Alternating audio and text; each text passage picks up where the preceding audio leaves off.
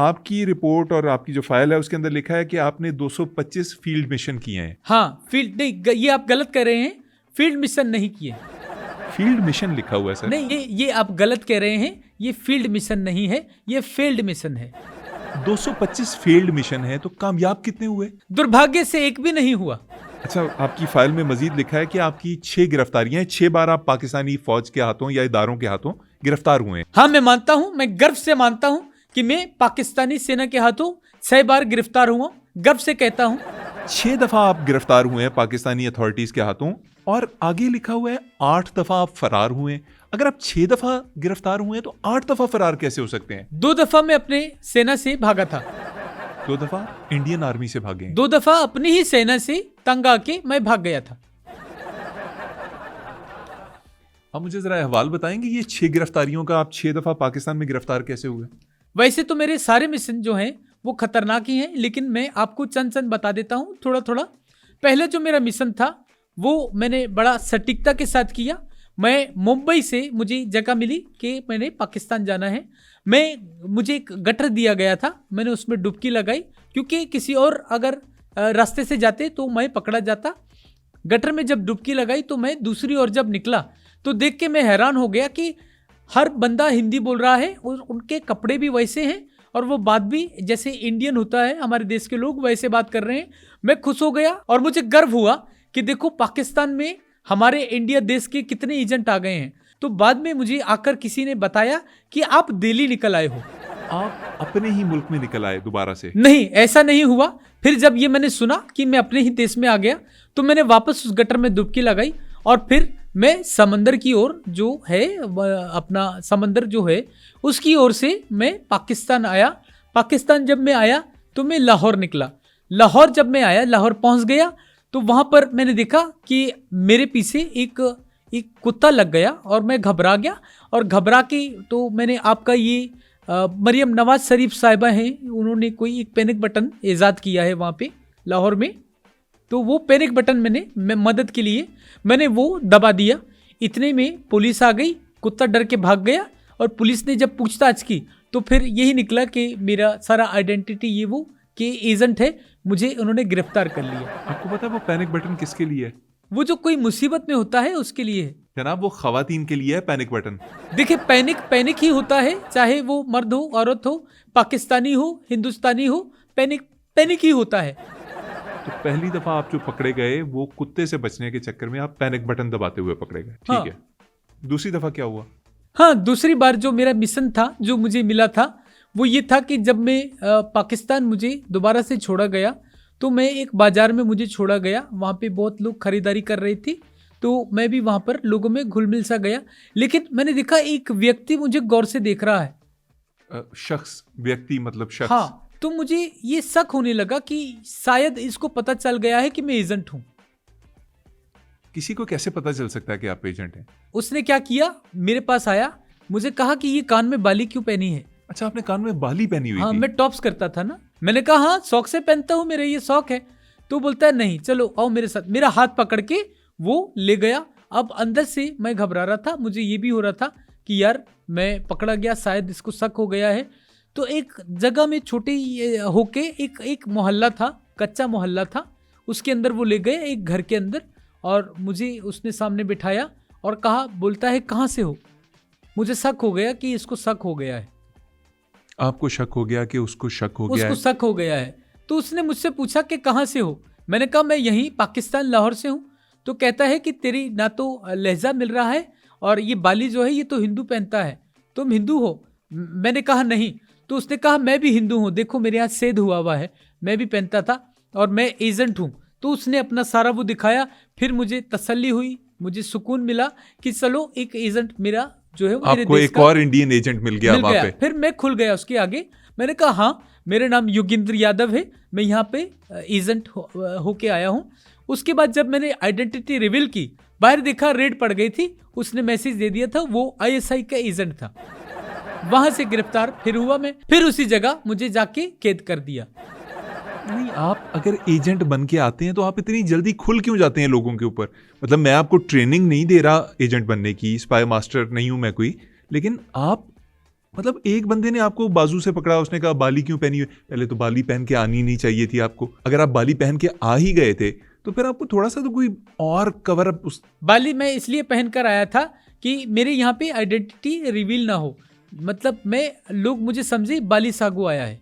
योगेंद्र जी, गिरफ्तार तो आप होते रहते हैं, कोई और ऐसा गिरफ्तारी का वाकया सुनाइए जिसके अंदर आपने कोई खतरनाक किस्म का काम किया हो। अभी तो आप कुछ कर ही नहीं पा रहे, मतलब कभी आप एक बंदे के हाथों पकड़े जाते हैं जो आपको कहता है कि मैं हिंदू हूँ, आप कहते हैं मैं भी हिंदू हूँ, मैं एजेंट हूँ, वो कहता है मैं भी एजेंट हूँ। आप देखिए, एजेंट का काम जो करना है ये बहुत मुश्किल काम है, ये आसान नहीं। जहाँ तक आपने मेरा एक और मिशन का पूछा, मिशन मैंने बहुत सारे किए हैं। अभी रिसेंटली मैंने एक मिशन किया था, मुझे याद पड़ता है, आपके देश का कोई हाई प्रोफाइल एक आदमी था, व्यक्ति था, उसको हमने टारगेट करना था।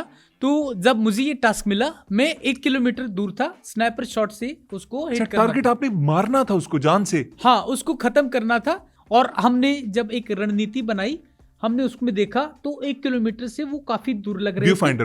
व्यू फाइंडर में देख रहे थे। आपको कैसे पता? आप भी ISI के हैं? नहीं, मैंने फिल्मों में देखा है ना कि वो जो किलर्स होते हैं वो दूर से व्यू फाइंडर से देख के स्नाइपर का शॉट लेते हैं। हाँ, तो मुझे वो बहुत मुश्किल होता है। वो मैं देख रहा था कि मेरा जो टारगेट था मोहम्मद अली खान साहब, वो जब मैंने सेट किया और हवा भी तेज चल रही थी, व्यू फाइंडर में देखा मेरा टारगेट थोड़ा सा मुझे 1 किलोमीटर के जो फासला था उससे दूर है। आपको लगा कि वो गोली नहीं लगेगी? वो नहीं लगेगी और ये मेरा टारगेट मुझसे मिस हो सकता है।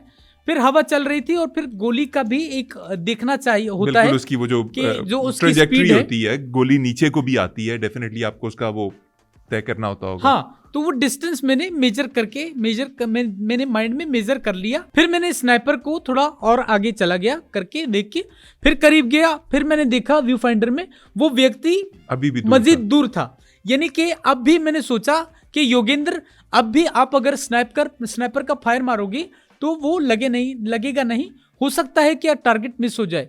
फिर मैंने और आगे कर दिया, फिर ऐसे करते करते करते अच्छा, मुझे ये लग रहा है जैसे ये वन चांस मिशन है जिसके अंदर एक ही गोली चला सकते हैं आप।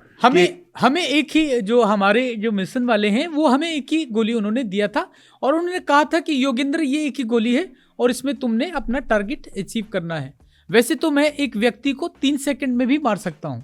मैं किस हिसाब से सुनूंगा। अभी ये मुझे बताइए कि वो आपने कैसे मारा उसको, वो पाकिस्तानी जो था, वो आप फिर करीब गए थोड़े से तो फिर आपने गोली चला दी? हाँ, मैंने गोली नहीं चलाई, अभी गोली नहीं चली। अभी तो अब मैं चूंकि उसको तय नहीं कर पा रहा, उसका और मेरा जो क्या कहते हैं, डिस्टेंस कहते हैं इंग्लिश में, वो बहुत ज्यादा था।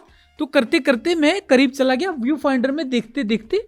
और फिर एक समय ऐसा आया मोहम्मद अली खान साहब, जैसे ही मैं जो है वो अपना टारगेट सेट कर रहा था तो मुझे आके यहाँ से आपके पुलिस वालों ने पकड़ लिया एकदम से और व्यू फाइंडर यूं हटाया, देखा व्यक्ति मेरे सामने खड़ा था।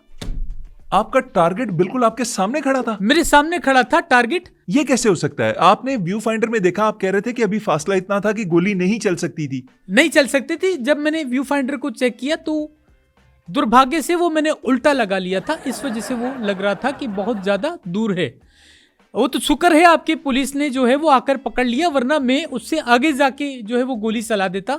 टारगेट तो वैसे ही मिस होना था। आपने वो जो उसकी खुर्दबीन वाली साइड होती है, मतलब जब उसको उल्टा कर देते हैं तो चीजें छोटी नजर आने लग जाती हैं। छोटी नजर आती है। आप 1 किलोमीटर से चलते चलते पैदल उस बंदे के स्टेज पे पहुंच गए। स्टेज तक मैं पहुंच गया था। स्टेज तक मैं जैसे ही पहुंचा हूं तो आपके जो है वो पुलिस वाले ने मुझे पकड़ लिया। वहां पे मेरा मिशन फेल हुआ। उसके बाद गिरफ्तार करके मुझे उधर ही ले गए जहां मुझे अक्सर वो हर बार ले जाते हैं। हर बार मतलब आप 3 दफा तो गिरफ्तार हो चुके हैं अभी तक? हाँ, वहीं पे वो रखते हैं। आपको एजेंट किसने बनाया, मुझे सिर्फ ये बता दें। देखिए, एजेंट जो हमें बनाया है वो हमारी बहादुरी और हमारी किस्मत ने हमें बनाया है। मोहल्ले में हम या स्कूल में हम देखते थे कि हम मार बहुत खाते थे। हम मतलब हर बच्चा हमें मार रहा है, मोहल्ले में भी मार रहा है। तो हमारे मोहल्ले में एक बाबा थे, उन्होंने कहा कि यार तुम इतना मार खाते हो, तुम इंडियन आर्मी में चले जाओ। फिर वहां से हमने ये शुरू किया। मुझे आप ना एक अच्छे खासे स्टूपिड आदमी लग रहे हैं। उसकी रीजन पता है क्या है? I am really sorry. देखिए, सेना होती है, चाहे देश की भी हो, रिस्पेक्ट सेना की होती है, चाहे सरहद के इस पार हो या सरहद की उस पार हो, and you have to be respect a soldier. I am saying this quite respectfully sir. कि मुझे आपकी बातें स्टुपिडिटी की बातें लगती हैं। आपने अभी जो शर्ट के ऊपर आपके जो नेम टैग लगा हुआ है उसके ऊपर नीता लिखा हुआ है, आपका नाम योगेंद्र यादव है। हाँ, आपकी शर्ट के ऊपर नीता क्यों लिखा हुआ है? आपको तो अपनी शर्ट के ऊपर टैग लगाना नहीं आया। ये हमने इसलिए लगाया है यदि हमें कोई देखकर हमें पहचान ना सके। हम अपनी सेना के अंदर भी एजेंट हैं। बहुत सारे सैनिकों को ये लगता है मेरा नाम नीता है। आपके जो दूसरे इंडियन फौजी हैं हाँ। वो आपको नीता कहते हैं। हाँ, नीता कहते हैं, लेकिन हमारा जो नाम है वो योगेंद्र है। आपका नाम योगेंद्र है लेकिन लोग आपको नीता कहते हैं। हाँ जी, क्यों नहीं, क्योंकि देखिए हमारे देश इंडिया में दो ही लोग पूरे जनता को बेवकूफ बना रहे हैं, एक तो नीता और दूसरा नेता। आई गेट इट, ठीक है। मुझे ये बताइए कोई और फ्लॉप मिशन आपका, ये जो आपके 225 फेल्ड मिशन थे उनमें से कोई और? हाँ, एक मिशन हमें और याद है कि जब हमें एक और मिशन के लिए इन्होंने भेजा यहाँ पाकिस्तान, तो हम GHQ में हमें एक चीज करनी थी।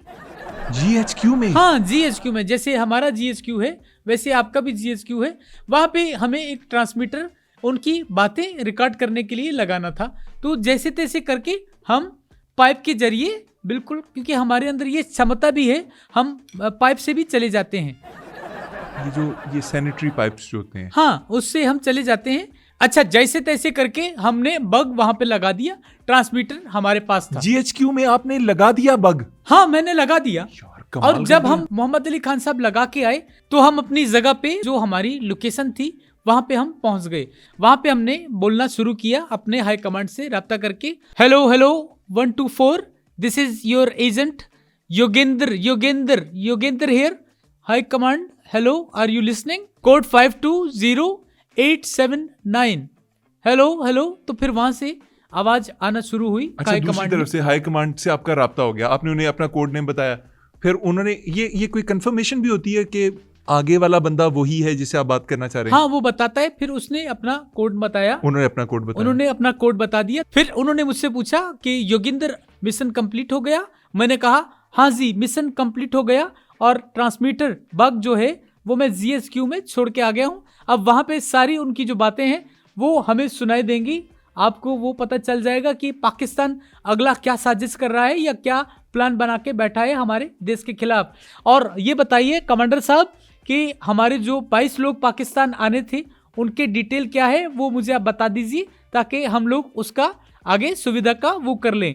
और कमांडर साहब, दूसरी बात ये बताइएगा कि जो राफेल नष्ट हुए थे क्या वो रिपेयर हो गए हैं? योगेंद्र जी, अब आ रहा ना आपकी बातें सुनने का मजा, ये है आपका असल मिशन। हाँ। अच्छा, फिर उन्होंने आपसे बातें की? हाँ, उन्होंने मुझसे बातें की और मुझे सारा तो आपने वो GHQ से कोई आवाज आना शुरू हुई? आपने कोई मिशन स्टेटस आपको पता चला कि वो ट्रांसमीटर ने ट्रांसमिट करना शुरू किया? क्या बातें कर रहे थे फौजी आपस में? हाँ, आवाज नहीं आ रही थी अभी, शायद वहां पे वो छुट्टी पे थे, कोई था नहीं, कमरा खाली होगा, वो GHQ खाली होगा, वो जिस कमरे में हमने लगाया है। तो उसके बाद हमने देखा, इंतजार किया, तब तक हम अपने कमांडर से बात कर रहे थे। फिर इतने में देखा कि दरवाजा टूटा और पाकिस्तानी सेना ने आके हमें फिर से गिरफ्तार कर लिया। पाकिस्तानी सेना ने फिर आके गिरफ्तार कर दिया? यार, इस दफा तो आप मिशन कंप्लीट करके आए हैं, इस दफा क्या गलती हो गई आपसे? वो जो ट्रांसमीटर था वो हम उल्टा लगाए थे, इस वजह से। क्या मतलब उल्टा से क्या मुराद? वहां हम गलती से रिसीवर लगाए थे GHQ में, ट्रांसमीटर हमारे पास था, तो हमारी जो जितनी बातें हो रही थी वो सारी उधर GHQ में सुनी जा रही थी। यार, आप कौन आदमी हैं? आप किस किस्म के एजेंट हैं? आपको पता नहीं है ट्रांसमीटर में और रिसीवर में क्या फर्क होता है? देखिए, एक सैनिक जो होता है वो अपने मिशन पे ध्यान देता है और वो मिशन हमने जैसे तैसे करके वो किया है। अब वो चाहे कामयाब हुआ है या नाकाम हुआ है, कर तो दिया है हमने, ये सबसे बड़ी बात होती है। ट्रांसमीटर, रिसीवर, फर्क नहीं पता? भाई, दोनों देखने में एक तरह के ही लगते हैं, इस वजह से कंफ्यूजन हो जाता है। मुझे हैरत होती है, आप अभी तक जिंदा क्यों हैं? अभी बहुत मिशन बाकी हैं, बहुत मिशन, तभी तो हम जिंदा हैं, अभी बहुत मिशन करने हैं। यार, मुझे आपके ना मिशंस की, आपकी जिंदगी की, आपके मकसद की समझ ही नहीं आ रही। मुझे ये बताएं, आप अभी भी किसी मिशन पे हैं? हाँ, हम अभी भी एक मिशन पे हैं और वो सीक्रेट मिशन है, और वो मिशन हम आपको कभी नहीं बताएंगे कि क्या मिशन है। वो मिशन आप मुझे ना बताएं, मैं पूछना भी नहीं चाहूंगा वो मिशन क्या है। लेकिन अगर आप मिशन पे हैं तो आप मेरे शो के अंदर आके पब्लिक में बैठे हुए ये इंटरव्यू क्यों दे रहे हैं? भाई देखिए, हर बार जब हम यहाँ पे आते हैं मिशन करने के लिए, कभी ना कभी हम पकड़े ही जाते हैं। तो इससे पहले हमने पकड़े ही जाना है, तो खुला के हमने सोचा कि आपके पास आके शो में हम बता दें, पकड़े तो हम वैसे भी जाएंगे। यार देखिए मेरी बात सुने, फौज जो होती है उसमें जोश की तो जरूरत होती है, थोड़ी सी होश की भी जरूरत होती है। आपके पास क्या सिर्फ जोश ही है? आप में होश नाम की कोई चीज नहीं, अकल नहीं है? अच्छा, एक मजे की बात आपको बताएं, बताइए। हम में जोश भी नहीं है। कोई और मिशन सुनाइए सर। एक मिशन हमें याद है, ये सारे मिशन करने के बाद, क्योंकि हर बार हम गिरफ्तार हुए हैं। एक और मिशन है जो बहुत खतरनाक था। आपके कोई हाई वैल्यू टारगेट को हमने उसके जीप के नीचे बम फिट करना था। हमें टारगेट मिल गया, हम एक जगह पे पहुंच गए और जीप खड़ी हुई थी। आपके कोई कमांडर साहब थे, उनके जीप के नीचे बम लगाना था। हमने जैसे तैसे करके बम लगा दिया। उसके बाद हम वापस आ गए और उसके एक रेडियस होता है, जैसे 300 मीटर के दायरे के अंदर आपको सर्कल में आपको होना चाहिए। ठीक है। तो हम चूंकि मिशन मैंने जो भी दिया है, मैं अपना भेस बदलता हूँ हर बार। तो जब हम फिट कर रहे थे, वो फिट करने के बाद मैंने कबूतर का भेस बदला हुआ था और मैं बम फिट करके बैठ गया।